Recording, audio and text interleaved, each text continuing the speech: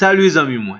Jodi a dans numéro 61 dans rubrique noire Ma Bible, mon trésor, nous vous invitons à passer 15 minutes à lire la parole de Dieu. 15 minutes seulement pour lire 15 versets. 15 versets qui forment la troisième épître de Jean. Et entre-temps, nous allons vous présenter brièvement cette troisième épître. L'apôtre Jean a adressé sa troisième lettre à un certain Gaius. Bien que l'apôtre ne nous fournit pas beaucoup d'informations de référence sur Gaius, mais on peut comprendre d'après le contenu du livre, Gaius était un croyant digne de l'affection de l'apôtre Jean au verset 1er et verset 2e. Gaius, un chrétien conséquent qui marchait dans la vérité, les versets 3 et verset 4. Il était connu surtout pour son hospitalité. Il était accueillant. Il aimait supporter l'œuvre missionnaire. Versets 5 et 6. D'ailleurs, le thème de cette troisième épître de Jean est l'hospitalité chrétienne. L'hospitalité a rapport à la qualité d'un accueil chaleureux et cordial qu'on accorde à quelqu'un. L'hospitalité chrétienne, c'est un aspect de la manifestation de la communion fraternelle. Des missionnaires itinéraires, voire même des étrangers, sont venus exercer un ministère dans l'église où était Gaius. Et ce dernier les a reçus avec chaleur, joie, en un mot, hospitalité. Dans le Nouveau Testament, l'hospitalité chrétienne, c'est-à-dire savoir accueillir, est un art, un commandement de Dieu, et c'est même un don de la part de Dieu. Le verset 2 de 3 Jean nous dit que l'apôtre a adressé une prière pour Gaius. Et je cite, « Bien-aimé, je souhaite que tu prospères à tous égards et que tu sois en bonne santé comme prospère l'état de ton âme. » Chers amis, je vous souhaite la même chose. Je souhaite que vous prospérez. Mais ici, le verbe prospérer signifie faire un bon voyage. J'espère que vous allez faire un bon voyage dans la lecture de la troisième épître de Jean.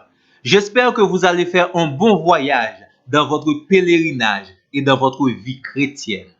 Pour avoir accordé l'hospitalité à des missionnaires de passage, l'apôtre Jean fait l'éloge de Gaius et certifie la vérité habite dans la vie de Gaius.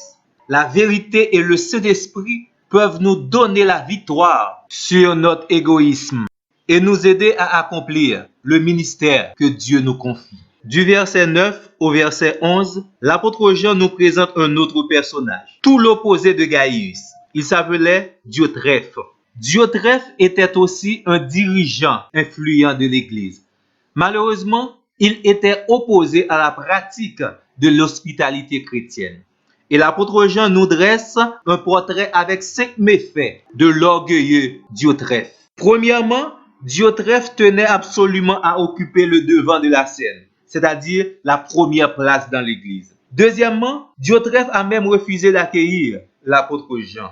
Troisièmement, Diotrephe a répandu des propos calomnieux contre les apôtres. Quatrièmement, Diotrephe avait refusé de pourvoir aux besoins des missionnaires de passage. Cinquièmement, il a même voulu chasser ceux qui prenaient soin des missionnaires. Au verset 12, l'apôtre Jean a présenté un autre personnage du nom de Démétrius. Démétrius était un chrétien modèle de l'Église. Il avait la bonne réputation et il était excellent dans l'hospitalité chrétienne.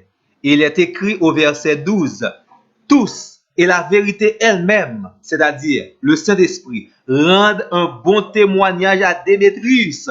Nous aussi, nous nous rendons témoignage et tu sais que notre témoignage est vrai. » Verset 13 et verset 14, on a les salutations finales.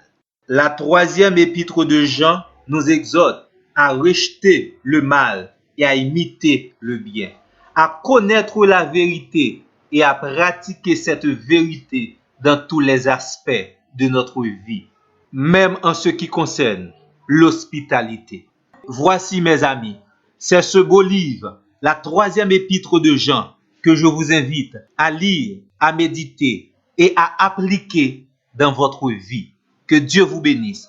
L'une des façons de nous encourager dans ce travail est de vous abonner à notre chaîne, donner un like, laisser un commentaire et surtout, demander à vos amis dans la liste de vos contacts de faire de même. Merci. Bonne lecture et bonne journée.